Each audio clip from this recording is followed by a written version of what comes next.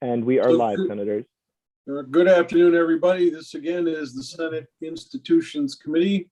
We're switching gears a little bit right now to talk about the FY 2022 budget adjustment as recommended by the governor. And in this particular section of that conversation, we're dealing with the Department of Corrections budget adjustment. We have with us Matt D'Agostino. Is that how you pronounce your last name? D'Agostino, yes, thank you. D'Agostino and Kristen Lawson, both financial directors with the Department of Corrections, as I see it. Welcome to Senate Institutions. I'll give you the same basic explanation I do everybody else if you haven't been here before. Much to my surprise, I learned that on YouTube, we actually had over 100 visitors last week. And so I have to assume that there are at least some people out there who are watching us for the first time and have never really had a basic education on government and especially how committee rooms operate. Your conversation with us today will no doubt contain some vernacular that you are very familiar with. I may be familiar with, as the rest of my committee might. But for the benefit of those YouTube listeners out there, there's a real good possibility they are learning all of this for the first time. So what I ask each witness to do is give us an introductory paragraph about who you are and how you fit into state government and the discussion we're having today. And if you are marching along with some testimony and talk about something that you and I might both be familiar with, if it red flags in my brain that some of our listeners may not understand what that is, I may interrupt you and ask you to explain what A, B, or C happens to be. So Matt, you're the first one I have up on the table for discussion. You can hand each other off the baton, so to speak, at any point, but the floor is technically yours. So welcome. Thank you, Senator Benning. Good afternoon, everyone. My name is Matt D'Agostino. I'm the Interim Deputy Commissioner for the Department of Corrections. That's for the last couple of months. Prior to that, the lead financial director, and I've brought with me Kristen Lawson, our financial director as well. Hey, Kristen Lawson, financial director for Department of Corrections. I am fairly new to this process, so this committee situation is new to me as well. So thanks for having me and looking forward to meeting you all and learning the process. Great, welcome. Thank you again. This is a good exercise in being acronym free. So to the degree that we can, we'll be as clear and precise as possible. So I would defer to the committee in terms of how you'd like us to present the budget adjustment. We sent over the ups and downs, the formal form of that, but I can go through point by point if you'd like, or if there's a specific way you'd like to see it done differently, that works as well. Are you prepared with a screen share presentation?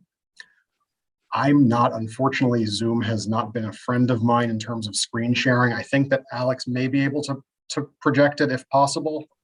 Do you desire to go through this conversation with something on the screen to talk about?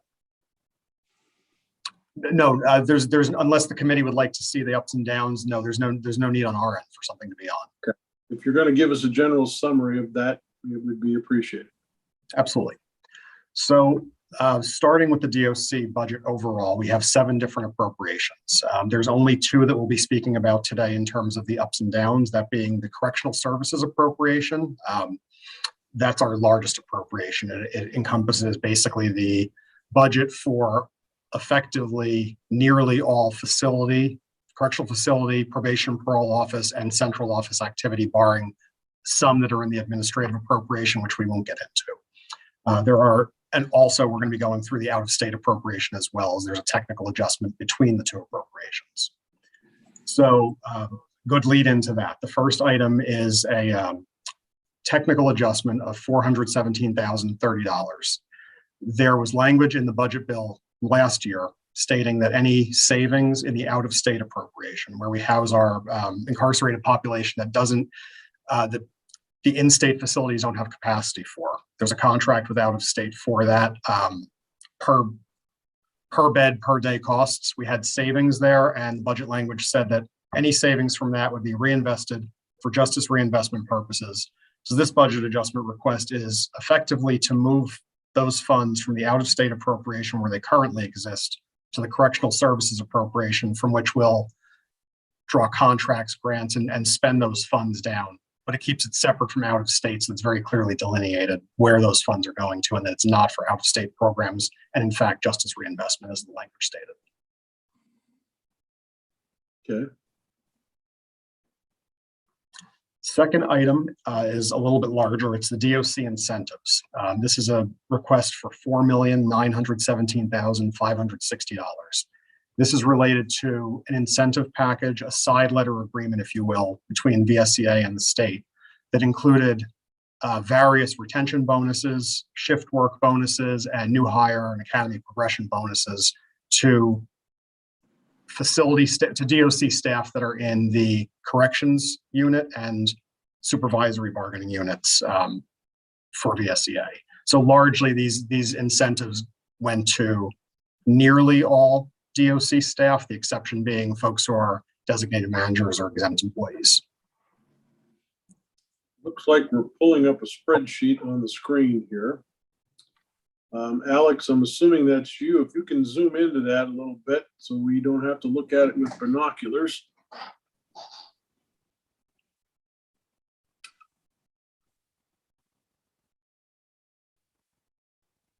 Now, Matt, thus far, we're talking about operational expenses. And I'm assuming these are coming in through the budget bill as opposed to the capital bill. Okay. I didn't want to cut you off. I just wanted to explain where we were. Certainly. I'm not sure. It looks like we're on page 2 of this document. The first page does illustrate our administration, parole board, and corrections education budgets, and there's no changes in budget adjustment for those 3. Thank you. So on the second page, we've gone through the first 2 items. We're on to the third, which is the $400,000 reduction. This relates to a decreased stipend and competency supplement, no decrease to staff inherently. So this is related to pandemic and current overtime and staffing levels, with the focus of the effort being on COVID mitigation, prevention within the facilities, and field staff helping as well, and also the staffing shortages we have. There's been much more limited ability to have trainings. So typically staff would go to these competency supplement trainings, and there's a budget that we have for that. We've seen basically throughout the pandemic that there's been some savings as a result of the reasons I just illustrated. So this $400,000 is a reduction that effectively offsets the need for additional funding related to that side letter that I mentioned, the line above it, the 4.9 million. Okay. And then it looks like we could see the final item on the ups and downs on this screen, about middle of the screen here, for out of state. This is the offsetting transaction. So that transfer I talked about, the technical adjustment for the $417,030 of justice reinvestment funds to move out of this appropriation into the one just above it, correctional services.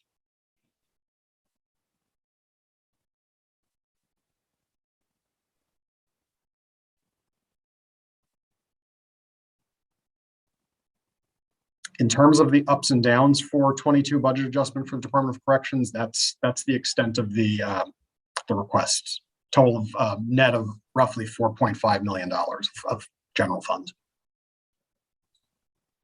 Now, when you bring this before appropriations, is there any chance in your eyes, you may not be able to answer this question, but that it may somehow impact the capital bill that we are going to actually be dealing with in our committee?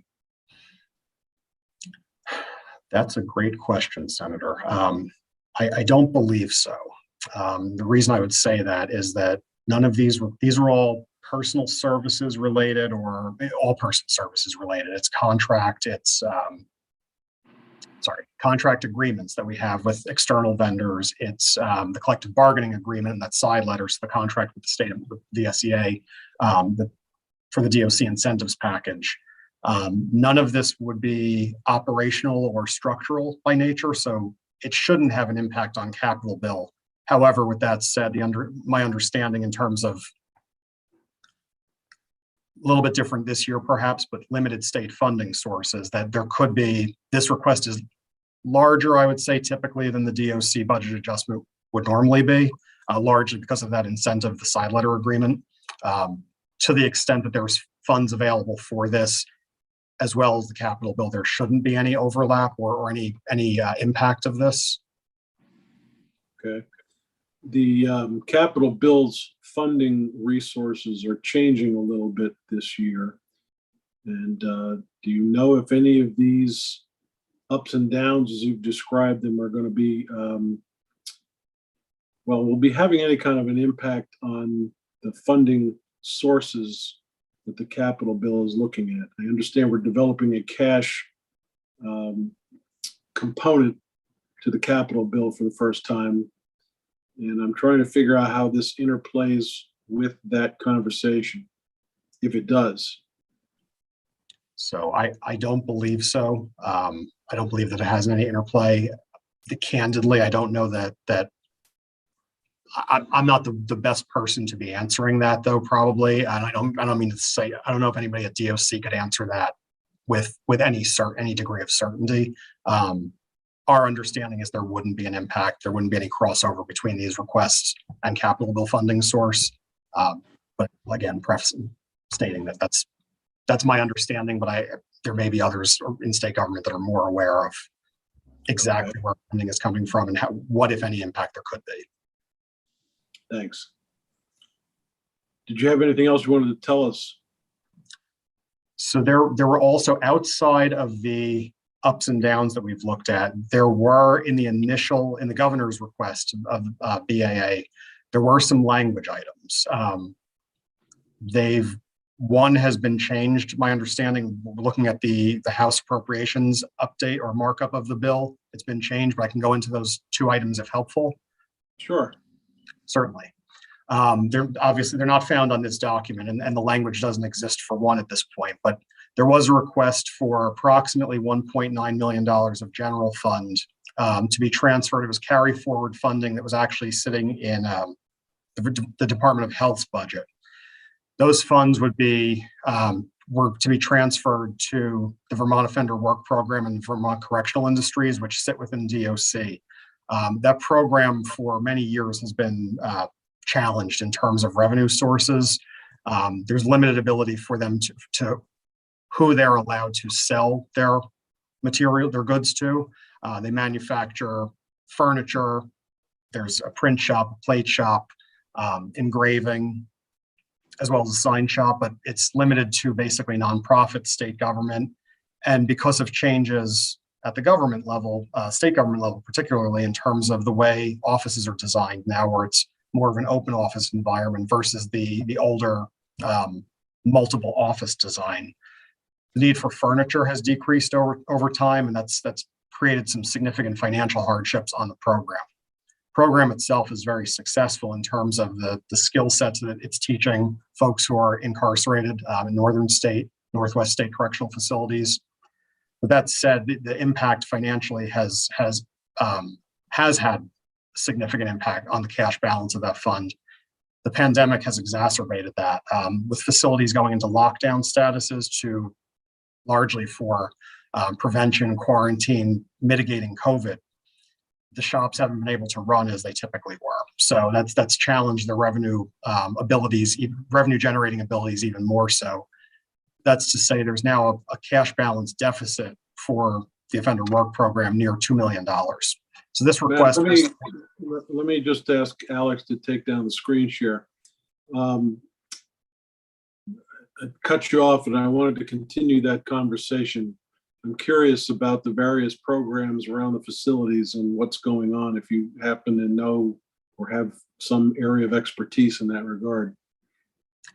Don't know strictly about expertise, but I could certainly walk you through, and I may have to defer to others or get back to you if there's more specific information. But quickly walking through, the VOWP, or the Vermont Offender Work Program, has three major components. One is VCI, or the Vermont Correctional Industries. Those exist within our facilities. They have a wood shop, print shop, and a sign shop based at the Northern State Correctional Facility in Newport. And then there is an engraving shop, as well as the plate shop, license plate shop, at Northwest State Correctional Facility in St. Albans, or Swanton, technically. Those are the VCI shops, the industries. That's specifically the shops I was talking about a couple of minutes ago in terms of some of the struggles with The facilities have gone into lockdown statuses, and that's impacted the shops pretty significantly throughout the pandemic. There's also been a reduction in orders during the pandemic, which isn't surprising. I think with remote workforces and things, the need for furniture specifically has decreased. The need for things like letterhead and printed envelopes and business cards and things have also been declining a little bit. So they've been challenged during the pandemic, but as I said earlier, prior to that as well, there have been some big shifts in terms of what's purchased from these shops over time. Two other components within the offender work program. One's facility-based, and it's work camps. We have work camps now at the Northeast Correctional Complex in St. Johnsbury, as well as a program at the Chittenden Regional Correctional Facility in South Burlington. These programs take individuals who are incarcerated at those sites, and they do work in local communities. They do work around the facility grounds as well. And there's some revenue that comes in from those programs. There's also work crews that are community-based and run by the probation and parole offices in the field. They've also been challenged to the degree that where the department is seeing a more limited number of individuals being assigned to field work crews. So there's not the workforce that there once was in terms of being able to do around the state. They do a lot of work for the towns, municipalities, cemeteries, and other similar businesses, and do things like mowing, shoveling, all kinds of work that had historically been pretty robust, though the revenue from it is not significantly, it's not significant. Through the pandemic, the work crews hadn't been able to operate as normal or at all in some cases. So there was nearly no revenue. It was actually a loss from those programs. This all impacts the larger offender work fund for the program. It's a little bit older news, but when the Windsor facility was shut down a few years back, that housed a work camp population as well. And that was probably the most successful of our work camp and work crew programs that existed in terms of their ability to, the number of crews that they had to go out, the amount of work opportunity in that particular region. And it just hasn't, because of lack of workforce and with the closure of that site, there hasn't been an ability to assume that work. So kind of all of these things stacked together has really been pretty crippling in terms of the financials for this program. So the hope with this request was that this general fund would offset that cash balance as the department looks to evaluate the program. We do have a grant, it's AIRS, it's the Adult Reentry and Employment Strategies. It's a grant that we received about 2 years ago. I keep saying the pandemic, and I don't want to use this as a crutch or an excuse. Unfortunately, in this case, we had all the best laid plans in terms of implementing that grant and having consultants come in and work with the industries, the school, the high school rather. And like I said, evaluate these and recommend changes and help us make some changes that are needed. The program, as I mentioned earlier, is a wonderful one, but not financially sustainable in the current climate. So the hope was to make changes to this program, but we're a little bit, a year and a half, 2 years behind in terms of implementing that grant and the ability to do these things. So the hope here was that as the fund is continuing to go further and further into decline, that these funds would backfill that and at least to a degree buy a little bit of time to allow the work that needs to be done to make this program more sustainable be able to be done. That all said, I mentioned at the onset of this part of the conversation, this particular request was struck from the current language in the House markup of the bill. So just want to let the committee make them aware of that. Senator Ingalls. Thank you, Matt, for the comments about the programs that you have. The program I've commented on before with the commissioner is the one at up here in Newport. The reason why that program for us is so important is when we envision these folks that are incarcerated getting out, we really want them to be able to transition into jobs that they're familiar with. And in my district alone, I have 3 mills that work with wood products. And lots of times it's to get back into the workforce, it's familiarity as far as how people will go and seek a job. It smells the same. You're doing the same thing. It sounds the same. And that program hopefully was profitable. I'm talking about the furniture program, was profitable before the pandemic. And I think that at some point in time, this pandemic will end. I'd really hate to see that program go away. From all accounts, it seems to be not only before the pandemic, but it seems to be an emphasis to kind of make that program go away more than what it should, in my opinion. But I'm hoping that we can make every effort to for these incarcerated folks to, once they leave their current residence, to integrate back in the community and have some familiarity in these jobs that my district supports. Thank you, Senator Engels. And yeah, I would agree with you that the wood program, it elicits a similar response from nearly everybody who sees that program or interacts with them. And certainly not looking to do something that would be a monumental shift. With that said, it's an industry that has not seen much revenue in recent years, even pre-pandemic. I know that what's being looked at is not it's more of looking at career development centers and work labs, things that would teach the same vocational. So the folks that you're talking about who are incarcerated that are working for the program now, there would still be the ability to learn those skills. It just may be in a little bit different setting than what we think of the industries as they are currently. Just out of curiosity, Matt, are the offenders who are working in such programs paid while they're doing that? Correct. They are paid for the work that they're doing. And with respect to the furniture building, is that furniture going out to all state agencies? Where is the destinated target? So the targets are yes, state and federal government, nonprofits. I think that's pretty much the extent of it. In terms of furniture orders, as we would normally think, desks, chairs, conference room tables, those have declined pretty significantly over time. Most of the work being done now is job bids.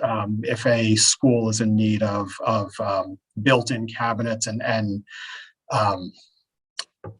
cafeteria type settings where they're or legislature, I know, had the bill they've done some of the casework in the State House, jobs of that nature. I know they've done some police, law enforcement offices, things of the like. The individual custom furniture, things like desks, are still part of what they do as the wood shop, but it's been a lot less of that type of work in recent years, just because the demand has been fairly small from the sources that they're able to sell to. And that's statutorily. Is that because everybody's working remotely these days? That could certainly have an impact, and I think does. What we've noticed over the last probably 5, even 10 years is that as state offices have shifted to open office cubicle environments, there's not many desks, not many offices, designed the way they were 15, 20 years ago. So what also has been not a struggle, but it's something that the furniture is extremely high quality. For anyone who's ever seen it, you purchase a desk, you probably don't need to purchase another one for 15, 20 years. It holds up. It's solid wood. It's well made, well constructed. So I think that between the fact that there's not really the need to replace this furniture, every couple of years, like there may be with, other lower quality materials, the fact that there's not many offices that are using that type of furniture, that type of setting anymore, has also had impact. So it's been a number of factors that have had impact on particularly the furniture shop, though all the industries have had some share of struggle, particularly during the pandemic. Committee, other questions? Kristen, I didn't mean to cut you off if you wanted to say something. You're just chomping at the bit to tell us something. Matt covered it pretty well, but thank you. Okay. Well, I want to thank you both for coming this afternoon. I'm sure we're going to be seeing you again down the road a piece. But it is nice to know, it's nice to get an update. It's not nice to hear some of the things that are going on because it's kind of distressing that we're all facing the same COVID-oriented obstacles. So thanks again for coming, and we'll see you again. Thank you. For the Thank you. benefit of our listening audience, tomorrow we're going to take a shift into some Friday afternoon fun conversation. And just for those of you that may be interested, we're going to talk about the State House and what to do about it. So it should be an interesting conversation tomorrow afternoon. With that, Alex, you can take us off.